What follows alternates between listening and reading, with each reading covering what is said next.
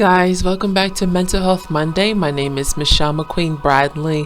So glad to be with each of you all today, being your international counselor. And today, what I want to talk about are addictions. You know, I work with a lot of people that struggle with addictions, that struggle with feeling the cravings and feeling like they can't live without whatever they're addicted to.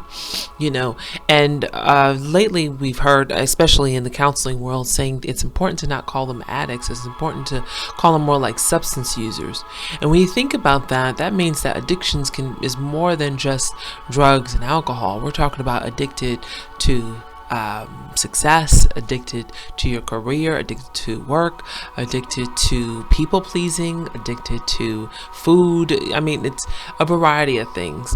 And one of the things I understand, especially when I'm working with someone that has addiction, I really do believe that God has put a part in our hearts that is supposed to be addicted to God. Actually, we're actually supposed to always desire and yearn for that void, because we're all created with a void and only God can fill that void. And when I work with my clients, of course, not all of them are believers. I pray with them, I pray for them, hoping that they become believers. But my job is as a counselor to be Jesus to them, to be healing to them, and allow them to make that choice. But I know that when I see somebody that's struggling with substance and they cannot have self-control in it, I know it's because they're hurting and they're yearning and longing for the Lord.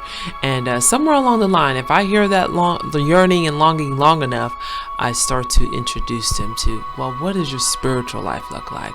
Do you know Jesus? And so today I want to share this verse with you. 1 Peter chapter 5 verse 8.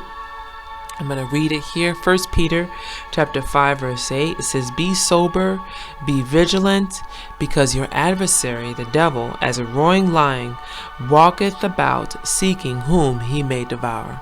So God is actually wanting us to be sober, to have a mind clear of toxicity. Toxicity not just of substance, but spiritual things that can become very harmful spiritually and mentally for us.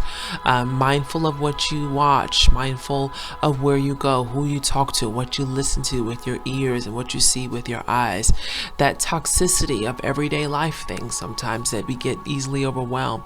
So be sure, and the Bible says be sober. So be sure, try to guard where you go and guard yourself from that toxicity, because it can cause not just long-term harm.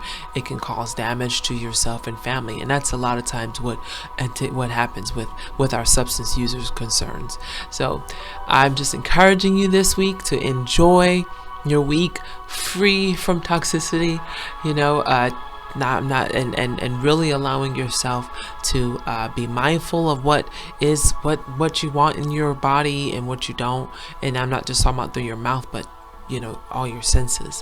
Okay, I appreciate each of you, and enjoy your week. Bye bye.